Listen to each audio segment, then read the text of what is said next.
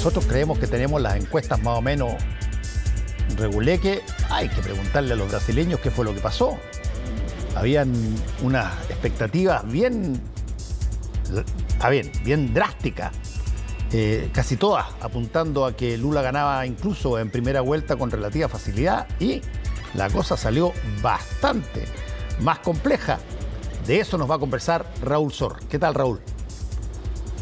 Hola, Fernando. Sí, coincido totalmente con tu apreciación de que en cuanto al fallo, pero descomunal de las encuestas, que le daban 35, 36 puntos a Bolsonaro y en definitiva obtuvo cerca de 44.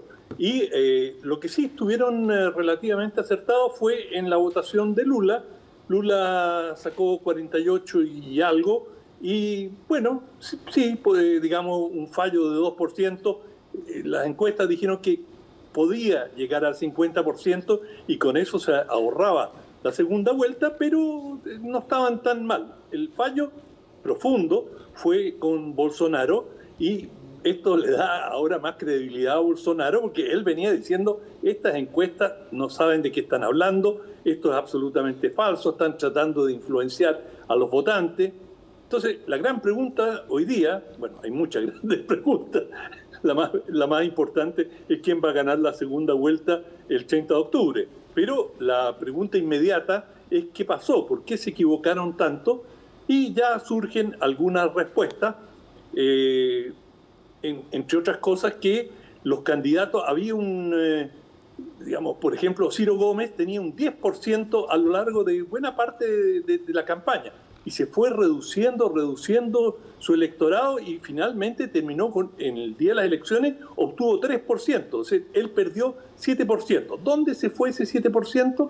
Y algunas de las especulaciones dicen que parte de esa votación de este candidato se fue precisamente al electorado de Bolsonaro, por una serie de razones, pero de todas maneras el remanente estaría más con Lula que con Bolsonaro. Es decir, los bolsonaristas desertaron la campaña de Ciro Gómez, y también el caso de Simone Tebet, que llegó en tercer lugar, es decir, un tercer lugar muy distante de los dos primeros, muy distante, pero con un 4%. Ella hoy día tiene una posición expectante, porque, bueno, a Lula, si mantiene la votación que obtuvo, y uno sabe que esto no es así, no es aritmético, que en la segunda vuelta todos los que votaron por ti en la primera van a volver a votar. Eso es algo que está abierto, digamos, es algo cuestionable, pero de todas maneras la Tebet está mucho más cerca de Lula, y se especula, y digamos, hay casi certeza de que ella en 1 o 2 días más, en 2 días más probablemente, va a dar su apoyo a Lula. Bueno, si ella arrastra al menos a la mitad de su electorado, Lula está al otro lado, resultaría electo el 30 de octubre en la segunda vuelta al balotaje. Pero habrá que ver. Uno sabe que, como pasó en esta primera vuelta, no hay aritmética segura en las elecciones. Cada elección es un fenómeno independiente, uno no sabe si va a votar la misma cantidad de gente, pero algunas tendencias sí se han visto, son claras. Por ejemplo, el grueso del sur de Brasil votó por Bolsonaro, incluido Río de Janeiro y Sao Paulo. De ahí para el norte, mayoritariamente, con algunas excepciones, pero mayoritariamente, en algunos casos, con una votación de 85, casi rozando el 90% a favor de Lula. Es decir, todo el nordeste y la parte centro-norte de Brasil con Lula, pero la parte sur, que es la más poblada y la más rica de Brasil, y no me refiero a rico de ingreso personal, también lo es, pero a la región a la zona más productiva, más industrializada de Brasil, allí Bolsonaro obtuvo una votación realmente impresionante, y que se refleja en el nuevo parlamento que han elegido, en el número de senadores, diputados, gobernadores. Es decir, le ha ido muy bien a Bolsonaro, y la derecha va a tener una situación muy expectante, porque va a tener ya un control de las dos cámaras y una serie, los gobernadores, hay que recordar, mucha gente lo sabe, por supuesto, que Brasil es un estado federal y los gobiernos, los estados tienen un poder enorme, enorme, administran una gran riqueza y por lo tanto y ejercen mucha influencia. Y le fue muy bien a Bolsonaro, cuyo partido además salió muy fortalecido, es decir, él se afilió al Partido Liberal y a su partido le fue espectacularmente bien. De manera que, independiente de lo que pase en la segunda vuelta, Bolsonaro debe estar bastante satisfecho. Sí, además que él fue muy reiterativo en advertir que solamente iba a aceptar el resultado si es que la elección era limpia. Y lo dijo varias veces y lo conversamos acá muchísimo, así que supongo que su resumen de este día electoral, en el caso del presidente de Brasil, es que la elección fue limpia a pesar de que perdió, pero tiene una posibilidad bastante concreta en segunda vuelta también. Eso es cierto, pero aquí también hay un bemol. A ver. Él no tuvo ninguna queja, pese a todas las advertencias que hizo de que este era un sistema cuestionable, que las máquinas electrónicas, el voto electrónico en elecciones pasadas no había sido muy nítido. Bueno, esta vez, hasta ahora, no se le ha escuchado ninguna queja sobre el sistema electoral. Pero hay algunos analistas en Brasil que han dicho, claro, él no podía cuestionarlo ahora, porque si cuestionaba esta vuelta, y digamos, primero lo tuvo un buen resultado en términos relativos, mucho mejor de lo que se había esperado, lo que se había vaticinado. Pero además, son excelentes resultados parlamentarios. Entonces, él no tenía ningún interés en ensuciar esta elección.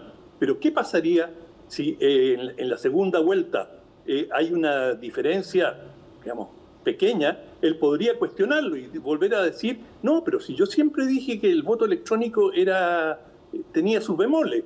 De manera que yo no daría por cerrado el capítulo en cuanto a la posibilidad de que la amenaza que él había hecho para estas elecciones, y las elecciones no están terminadas hasta que no se ha elegido el presidente, las pueda hacer realidad a finales de este mes.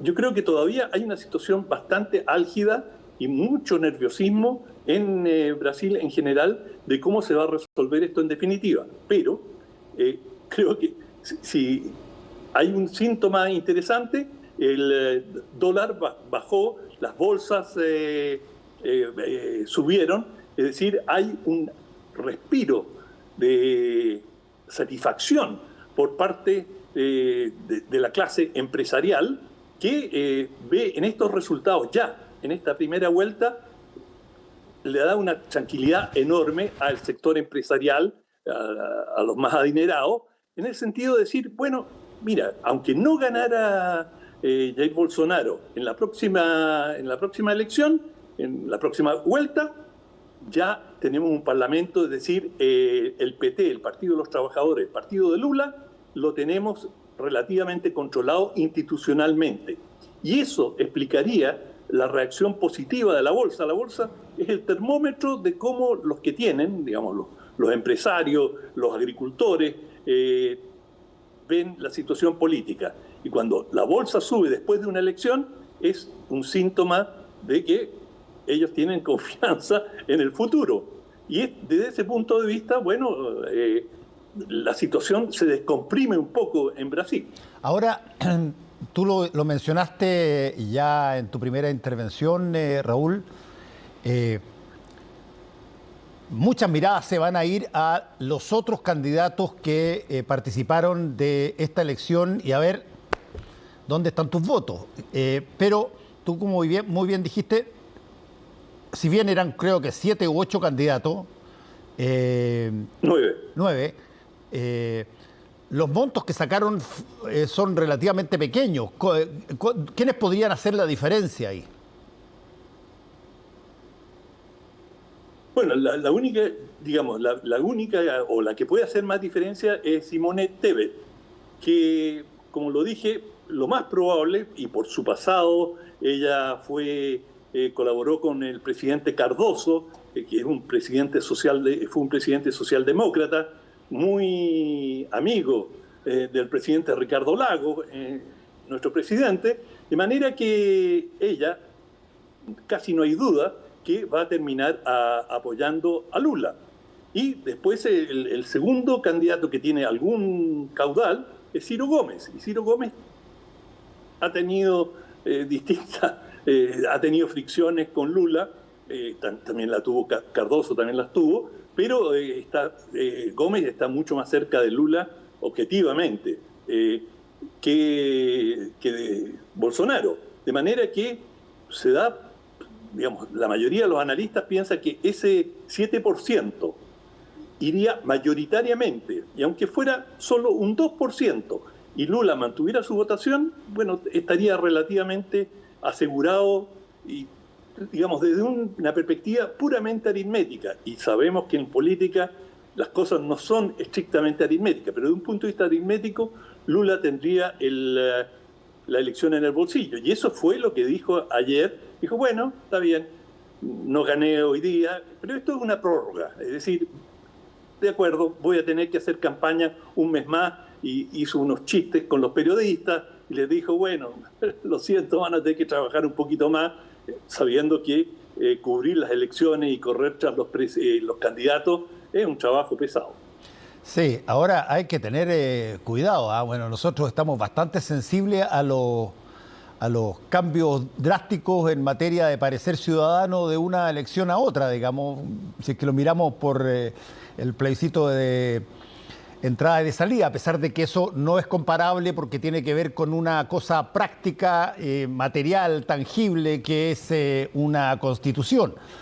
En el caso de la política electoral clásica, donde tú tienes candidatos a la presidencia de la República, que es otro estatus de poder, lo que sí se puede decir, para resumir un poco, es que no cabe la menor duda que como herencia, en caso que pierda Bolsonaro, pero dejó como herencia, en caso que él pierda, una estructura muy sólida para de parlamentarios para quien quiera que llegue, si es que no es él, a la primera magistratura de Brasil. Y eso, sin duda, que es, si bien puede perder Bolsonaro, pero es parte de su, llámalo tú, de su propia arca, de su propia trabajo, claro. Tienes toda la razón, Fernando, y esto es un elemento que han destacado muchos analistas brasileños. Es decir, Bolsonaro no era una estrella fugaz, no es un fenómeno pasajero.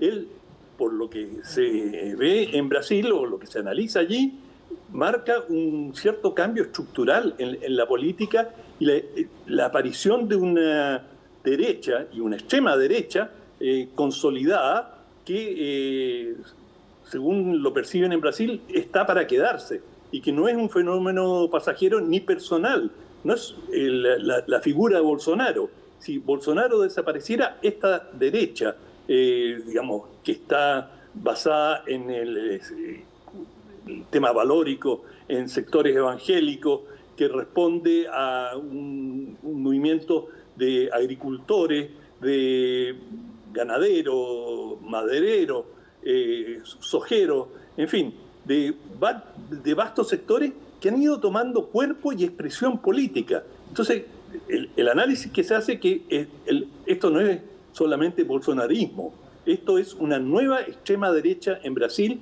y Brasil está tomando un nuevo rostro político. Habrá que ver si esto efectivamente se consolida, pero la línea de especulación que tú sugerías la están mirando muy de cerca muchos analistas. Bueno, habrá que... tenemos todavía material para lo que va a ser la campaña de segunda vuelta, y, por cierto, esperar a finales de octubre. Muchas gracias, Raúl, que te vaya muy bien. Chao, hasta mañana. Hacemos una pequeña pausa y volvemos con el ojo.